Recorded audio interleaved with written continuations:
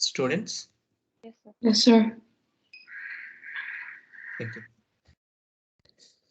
So today, before starting to the what the topic today is, automatic repeat request algorithm or the protocols, right? So I'll give one problem. So this problem is based on the whatever we have learned in the starting of the course, that is circuit switching and the packet switching, right? So please help me during the solving this problem. Okay. So the problem is we need to consider a 1 Mbps link, and they have put a constraint saying that 1 Mbps link with only 10% activity factor will be there and 90% inactivity factor will be there. Okay, means only 10% of the total link the data rate can only we can access it, and another 90% we cannot access it, right? So this is how the link, if suppose if you consider this is the link, so only this portion the users can send the data, and remaining 90% he cannot send the data, and again the 10% he can send, and again 90% there will be inactive. So now the first question is how many number of users can access the link in circuit switching, and the second one, how many number of users can access the link in packet switching. So understood the problem?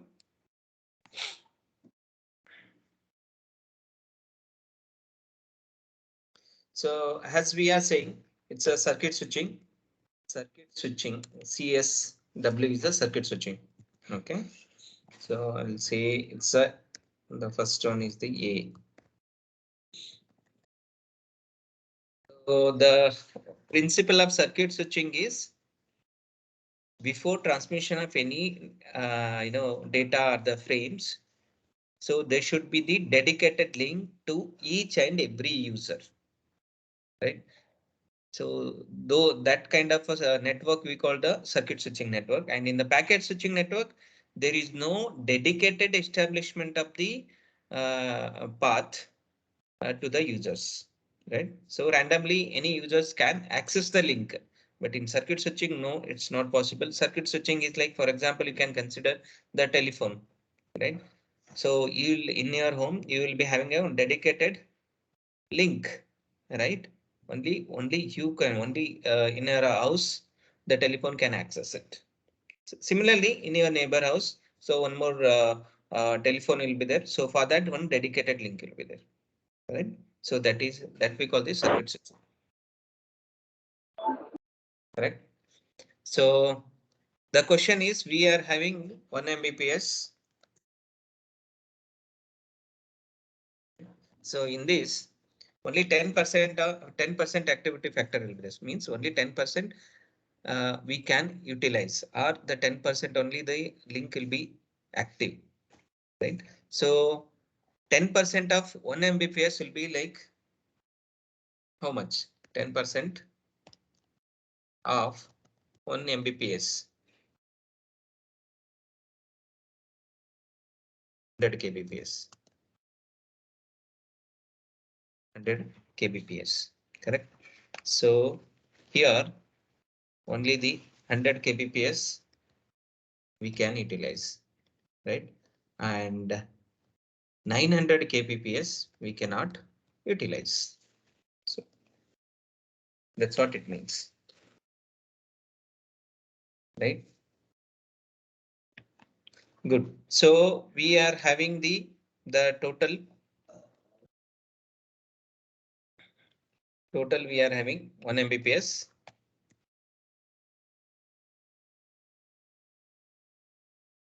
1 Mbps of data rate we are having, right?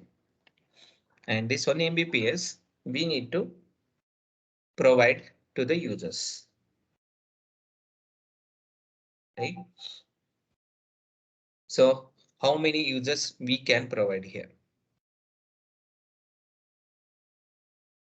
So anybody can answer to this question?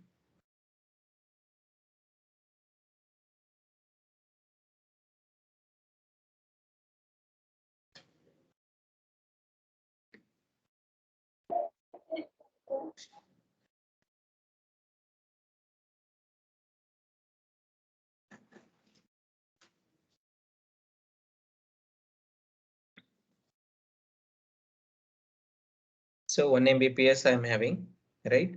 Suppose if I assign,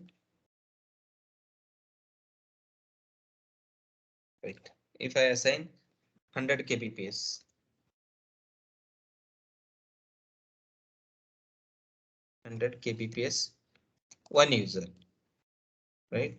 For example, you can say the user one, correct? For one user, I can assign 1 kbps, and the second user also I can assign 100 kbps because these are the dedicated link, right? And another 100 kbps I can assign to the user 3. So at the maximum, I can assign 100 kbps to the maximum users 10, right? So if you sum it, it will be like 1 Mbps, right? So we will be assigning like this. Sorry,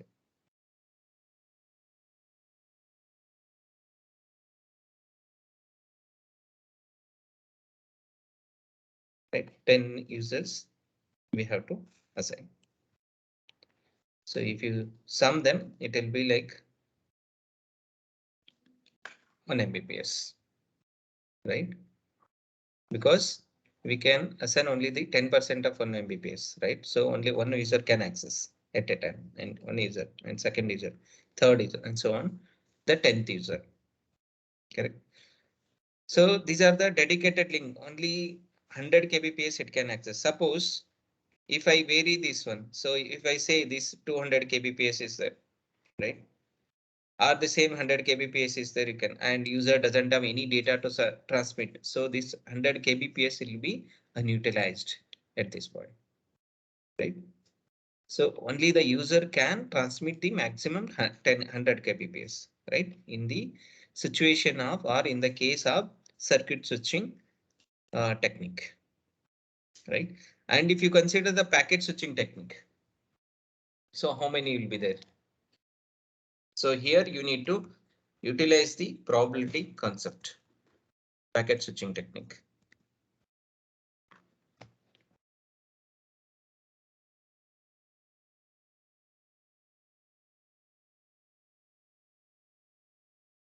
So here I'll give the idea. I won't solve it. You need to solve. So I have the 1 Mbps, right? And the users, I'll get many users like this. One user and second user and third user and so on. So many users will be there. And all these users will be accessing the same 1 Mbps link, right? And at the end, I'll be getting the only one output link, correct? So for example, if you are considering this is the one packet is from here, and the another packet is, I'll give you different yeah, notation so that you will understand. And the third packet will be like this. Suppose if you are having, so all these packets, right? All these packets will be statistically multiplexing at the output link of the packet switching or the packet switch. Correct. So this is the third. So in this order it will be going, but here it will be not like this. Only suppose this is the third, only this packet will be going here, and so this is the second. So only the circle type of packet will be going, and the other one is the rectangular. So only the rectangular packet will be going to this. But here, this is the complete 1 Mbps. but anybody can utilize this one. So there is no constraint here, right? There is no constraint here, so anybody can utilize. So like this, how many users can utilize the 1 Mbps link? So at a time, for example, at time T1, right? So how many users can utilize the 1 Mbps link? So I'll give a hint, like you can consider like, suppose let NA is number of active users. Just consider active users, right? And P is probability that a user is active, an user is active.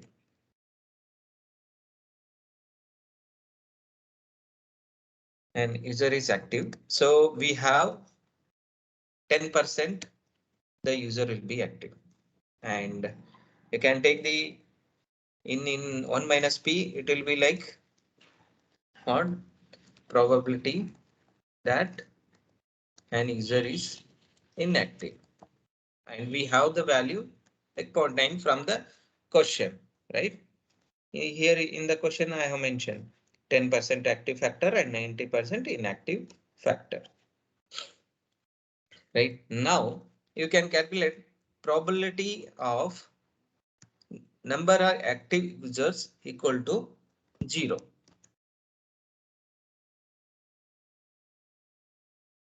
So how much? Can anybody tell the answer? What is the probability that number of active users are equal to 0?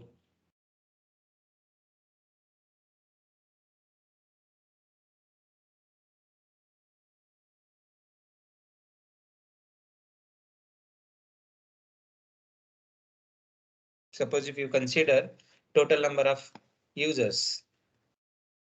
So I have considered here active users are 1 and total number of NA is total number of users. So now you can answer it.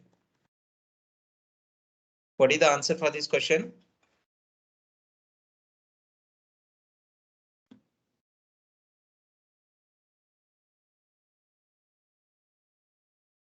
Dipanjan? Sir, I'm thinking, sir. 0.9? No, no, 0.9 will be like just 1 by P or 1 minus P, right? So for one user, I'm saying here. But what is the question is there are Sir. no active users. There are no active users at all. So what is the probability of that? So total number is n. So whatever you are saying is partially right, not 0.9. You have to give in equation 1 minus P, right? 1 minus P raised to n. Because there are no active users. Total number of users are n and all n users are inactive. And inactive users I can represent using 1 minus P. See, this is the one inactive users and this is the second inactive users, right? And the third inactive users. So on till how many? Till nth. So in general, I can write this one as 1 minus P raised to n. Got it?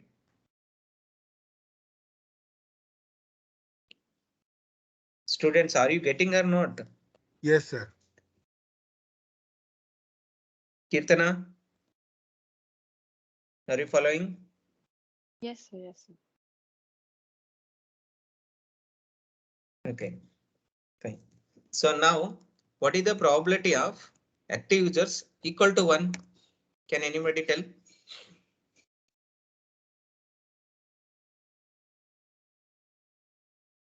P to the power n. E to the P to the power n. P to the power n. No, only one active user I'm saying. Sir, it's only 0.1. total I have the n number of users. Out of n, only one active users is there.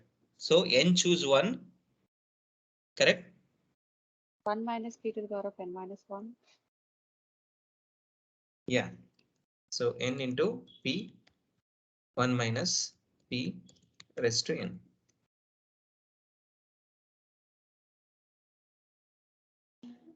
Sorry, n minus 1 this is. Because only one active users. Got? Because you can apply that n choose 1, p raised to 1, right? And 1 minus p raised to n minus 1.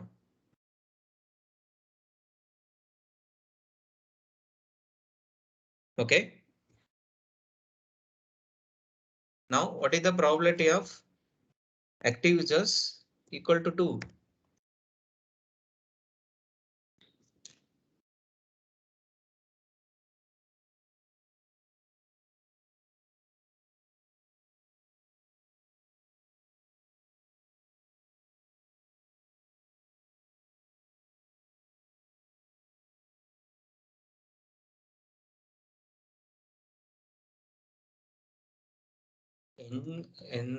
How to write this one? N choose 2. Here I don't have the, yeah, I have it. I'll write. So you'll get more idea here. In mathematics formulas, we cannot write here. So I'll try to.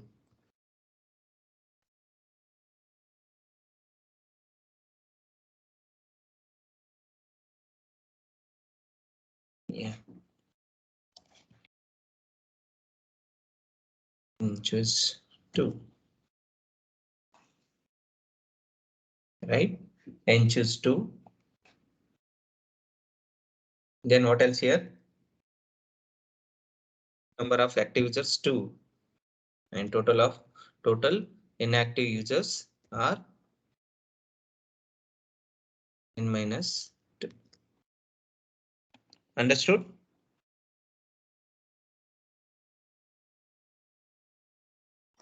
Yes, sir. Yeah.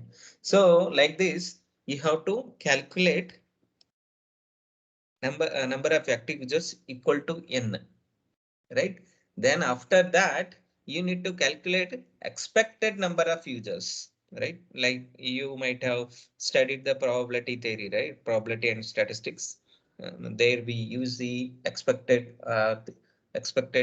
number of users or expectation, what you call there. So we need to use that formula and we need to calculate the total number of users are active. Then we need to compare the for each user is a 100 kbps, or each user can be active only for 0.1 time or 10%, right? Then we need to compare with the 1 Mbps link. Then finally we will get the total number of active users for accessing the 1 Mbps link. Then we will get that one. Okay, so with this brief idea about the packet switching and the circuit switching advantages and disadvantages. See here, you can maximum you can assign only the 10 users, right? And if you calculate here, the answer I'll be telling. So at the maximum, 100 users can access here.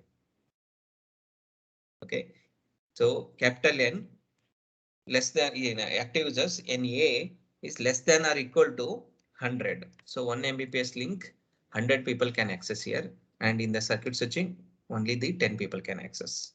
Right. With this brief idea about the circuit switching and the packet switching, let's start the automatic repeat request protocol. Automatic repeat request. We write it as ARQ. Right.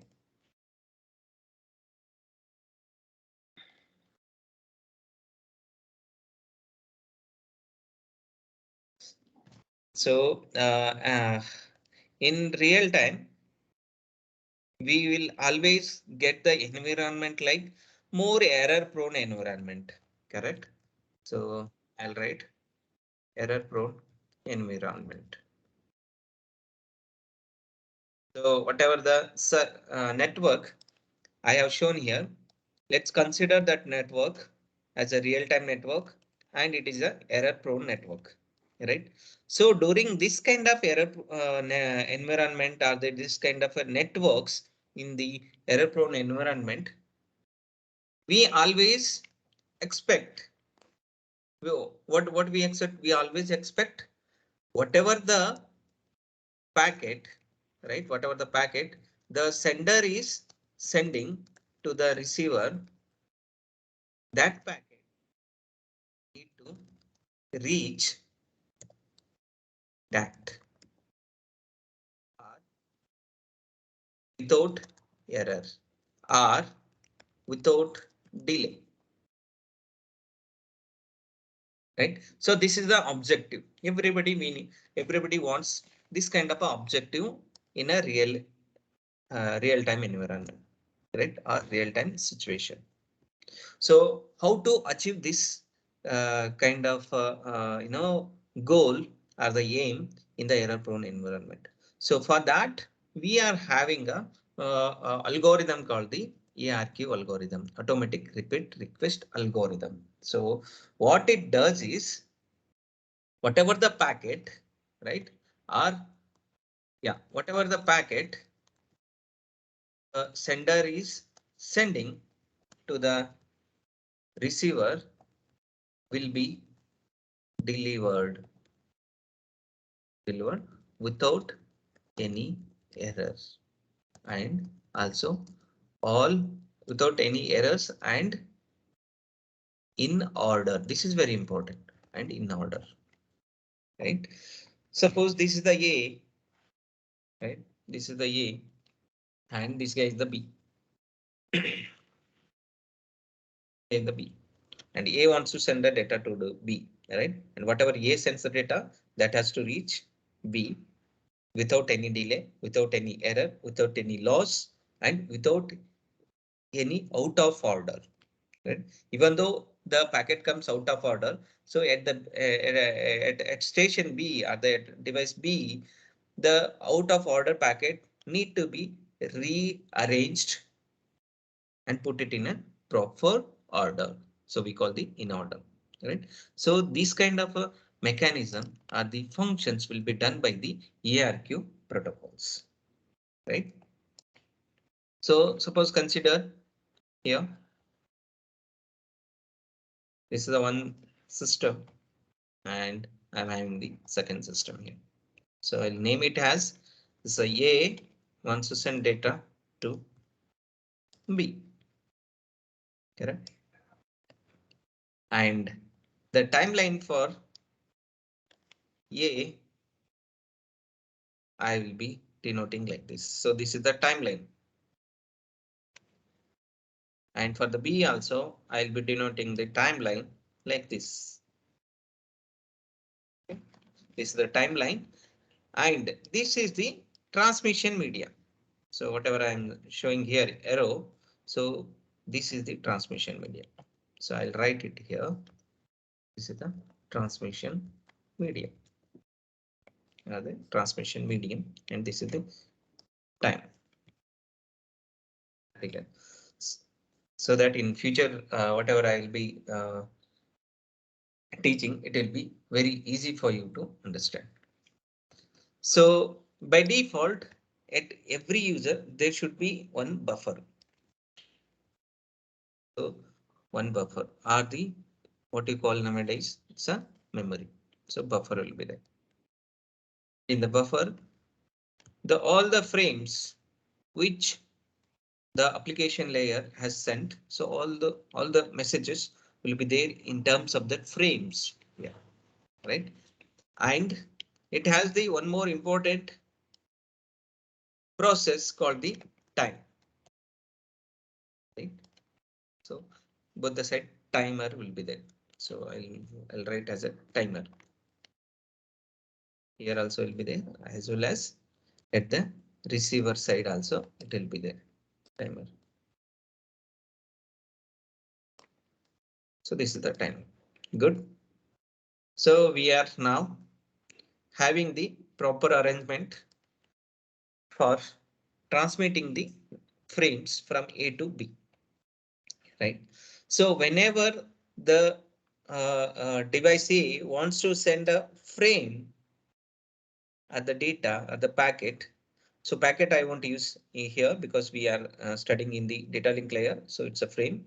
So before sending any frame, right, to the B, the very first thing what it has to do is it has to start the timer.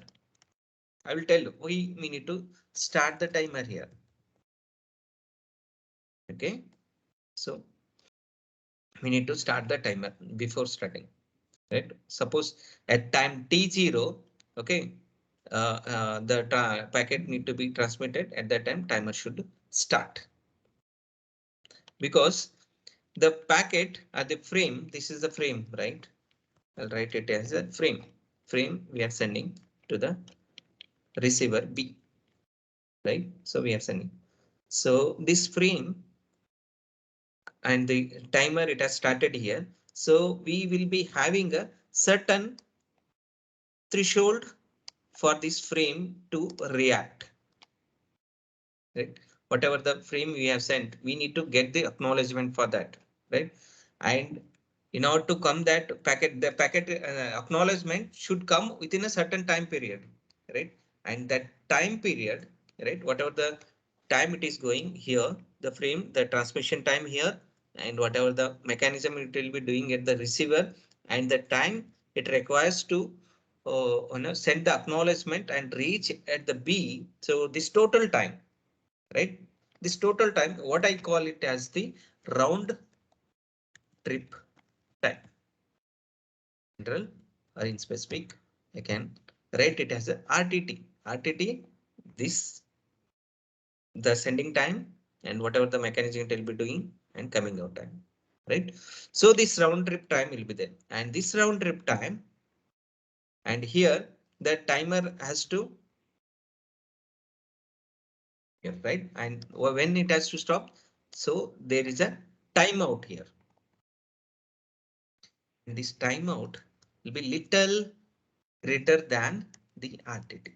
So because we don't know the kind of environment we are having here in the transmission medium, right? So we will be giving a little more time, or I can say in this more specific, I can write RTT equal to X plus T, right? Where X is the some extra time, right? X is just some extra time, and this is a timeout. So whatever the data, suppose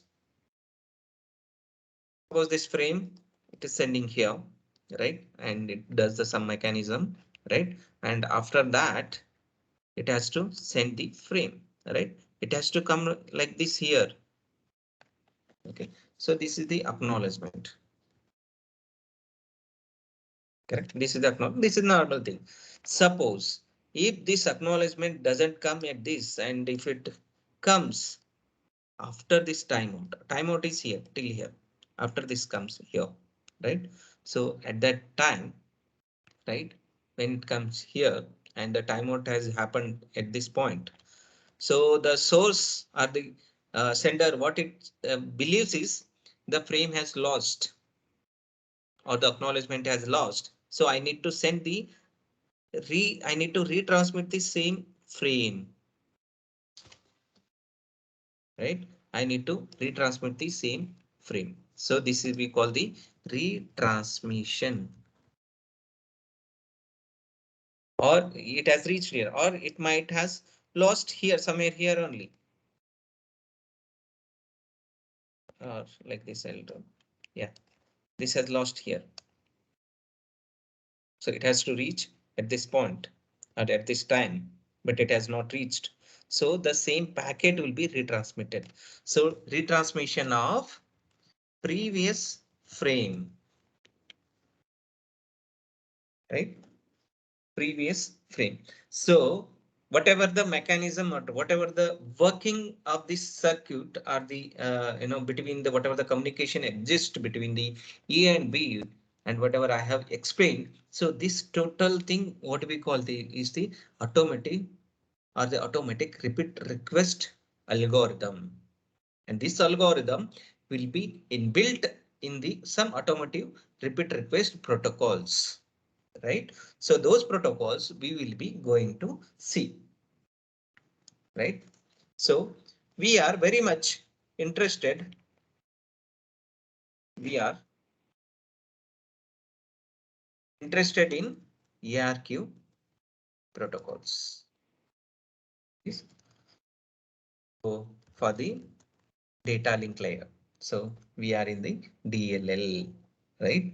Or in specific, I can say that MAC, medium access control. So in the previous, whatever the error detection, corrections, whatever we have seen, those are in the data link layer. I said two sub layers are there. One is the link layer and the second one is the medium access control. In link layer is only for the error detection, corrections, right? And medium access is used for the packet retransmission or media access at the link access, right?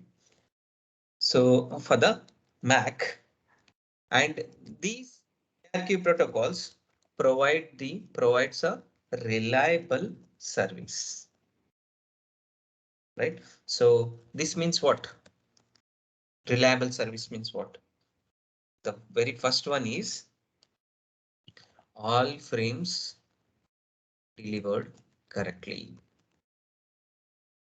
All frames from the source to destination delivers correctly, then it's a reliable. The second point is the all frames delivered only once. This is very important.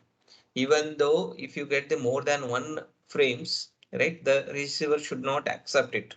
So why, how to, avoid those things we will see, right? So the all frames delivered only once.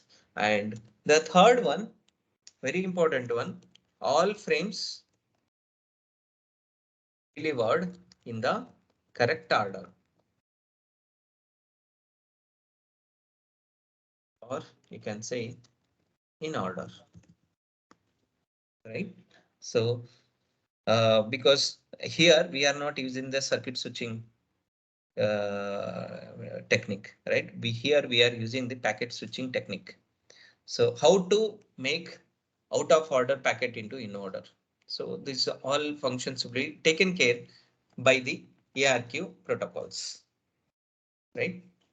So now what I will be doing is I will take the specific one. Wait a minute. Yeah.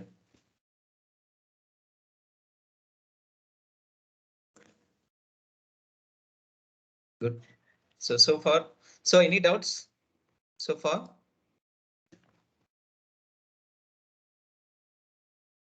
Students,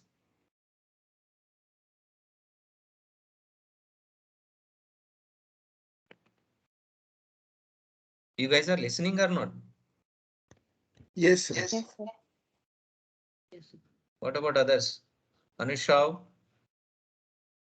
Yes, sir. any doubts? No, sir. Because whatever I teach in the future slides, so all depends upon whatever I taught till now. Good. So yeah. So system A and system B is there. So I'll give the what are the events will be happening between the device A and B. So today I won't teach the ARQ protocol.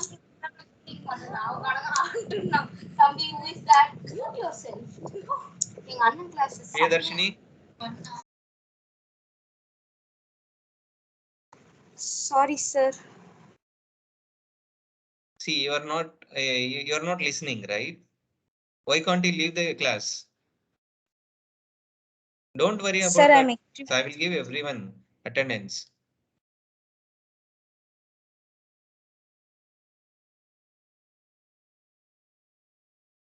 Okay, fine. So there are three events will takes place whenever the A transmits the data to B. The very first one is the transmission of frame, right? So this is the first event, and the second event will be reception of the what feedback, or what we can say is the acknowledgement, right? And if there is any errors are there, then there will be again what retransmission will be there.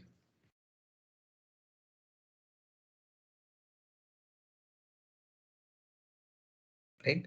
So these are the three main events will takes place in every network or in every communicating devices. Right. So we will see one by one. The first one. Frame.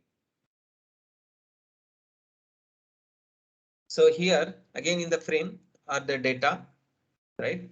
So there are three sub events can occur, right? The frame can be corrupted, right? It can be corrupted. I'll write here only. Yeah. Is the sorry.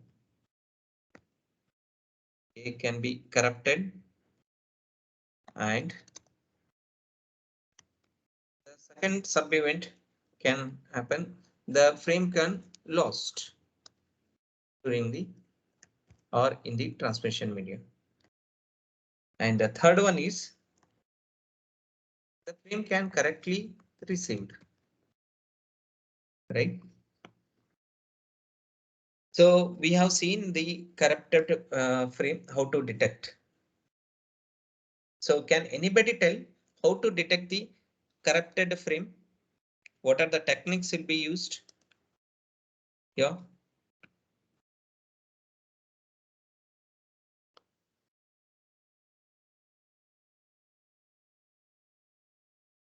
What are the error detection techniques? CRC. Even an odd parity. Yeah, even or odd parity. The actual real-time implementation, we will be using the checksum and CRC. Thanks, Dipanjan. So checksum and CRC. So how do I say that the checksum, the whatever the frame has received, it's corrupted. Suppose you are using the checksum. So how do you confirm that the frame is the corrupted? How do you confirm?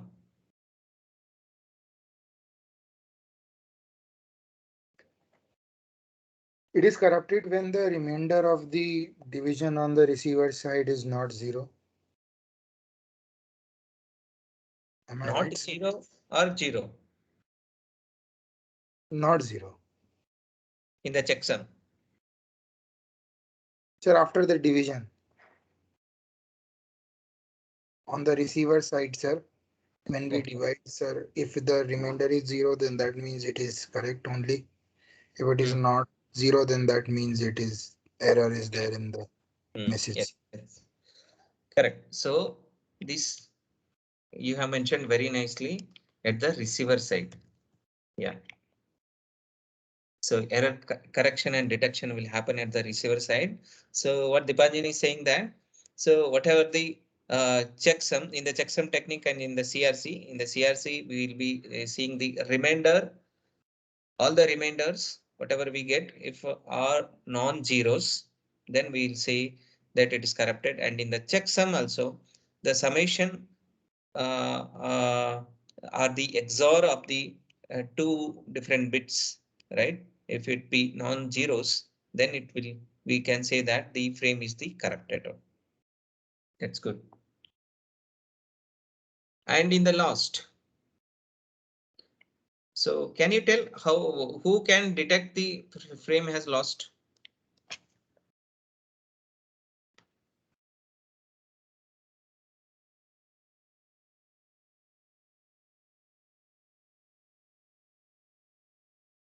I'm saying the frame. So who will be knowing the frame has lost? Who will get that information? Sender will get, or the receiver will get? Receiver. No, how receiver doesn't know about the what kind of frame he is receiving. He doesn't know what frame sequence number it is. He'll be knowing the some sender A will be sending the data. See here in this, the sender A will be sending the frame, right? And it has lost here only. It has not reached here. So how can he react to the sender, the receiver? He cannot react, right? Because he doesn't know whether he has sent or not. If there is mutual agreement, like I am sending the 5 different frames, then if there is any one frame lost, then he can say that I have not received, please, you can resend it, right? But here is the only the sender will be knowing. How he will be knowing? Using the timeout. After this timeout, he should get the acknowledgement from the receiver. If he doesn't get, then it indicates that the frame has lost, right?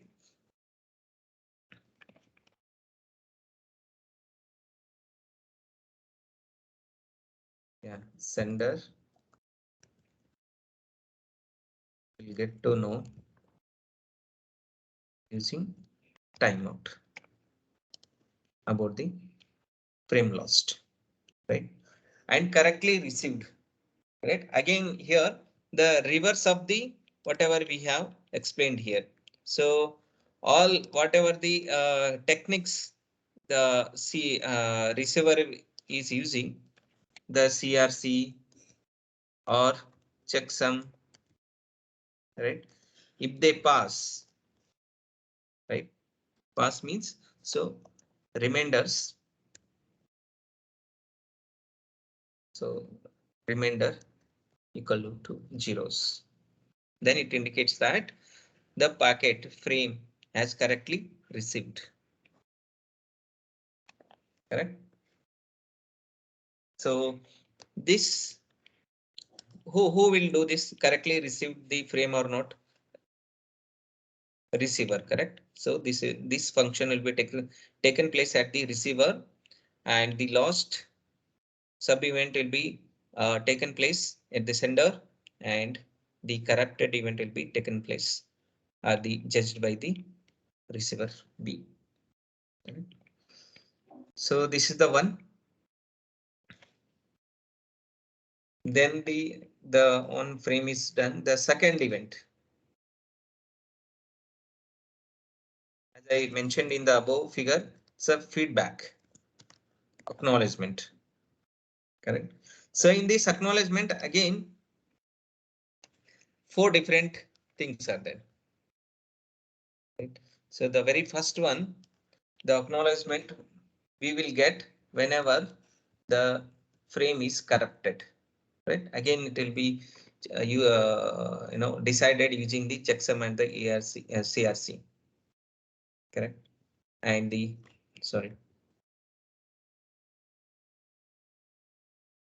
Second one, right? We can receive the acknowledgement correctly, right? So correctly received. Again, it will be checked using the CRC or checksum. So third one, very important one.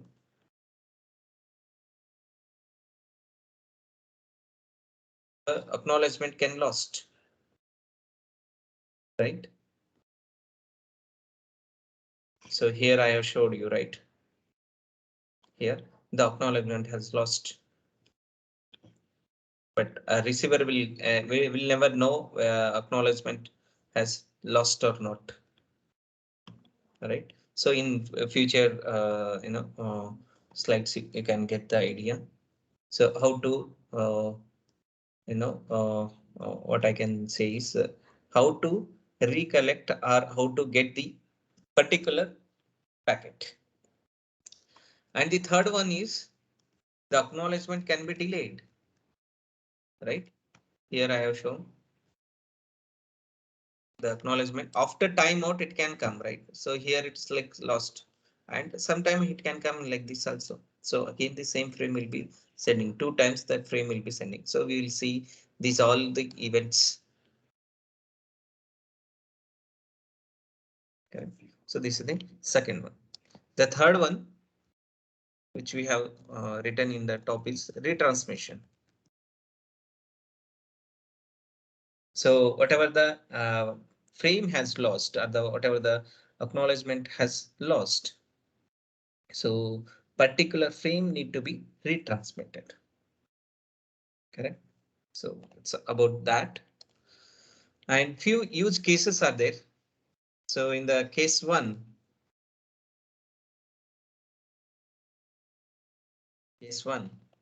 suppose consider two systems, sender and receiver. Say this is the S sender, and this is the R, right? And we are having the timelines like this, and the receiver also timeline will be like this.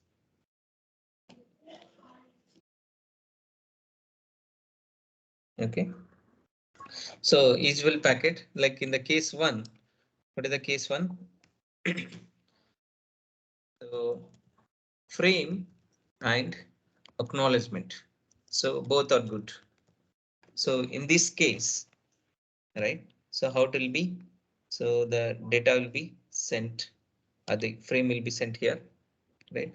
Say for example, I'll write the frame has the F, and I'll get the acknowledgement for this, right? And I'll write it as the A, and again the frame will be sent, right?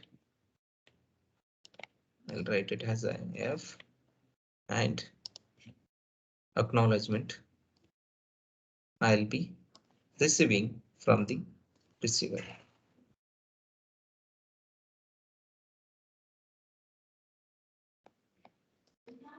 Right? So it's a smooth, no issue here. Correct. So let's consider the case two.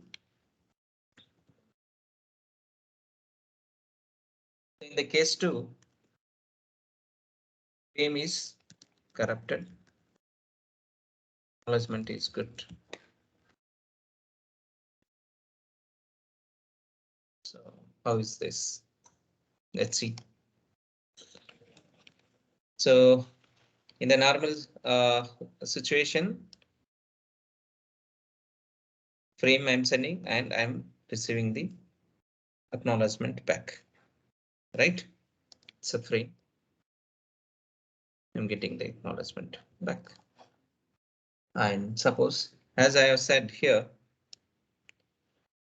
frame which I'm sending, right? So this frame F is a corrupted one.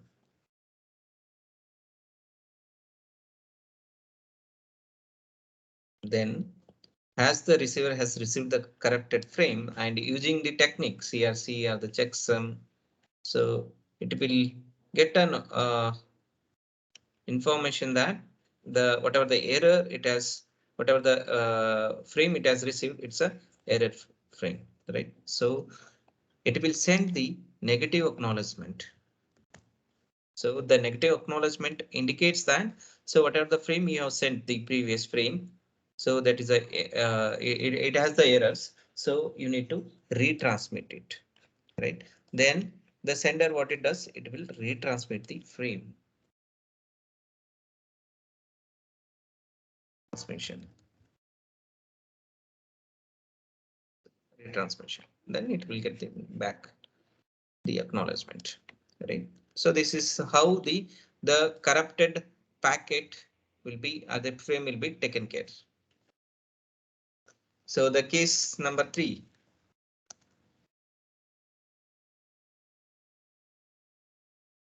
So case 3, the data has lost and acknowledgement is good. Right, so this is the last one. We have some more till we have 6 cases are there. So only this I'll explain and I'll stop.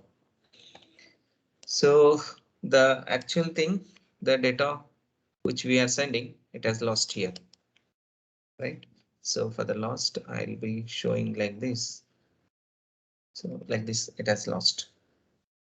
Right, so what happens is, as I have told earlier, so whenever it starts the transmission, so it will start the timeout, right? I mean, timer it will start. So this is the timeout for this particular frame, right? So after this frame, after this timeout, again it will retransmit. So which we have seen in the earlier, right? So this is the retransmission. Retransmission of the same frame which it has lost here. Then I'll get the acknowledgement. So I got the acknowledgement back. So this is how it works in different kinds of events. So frame corrupted and frame lost here, and we are having the data, sorry, acknowledgement corruption and acknowledgement lost. So we'll see these all things in the next class. Okay, so any queries?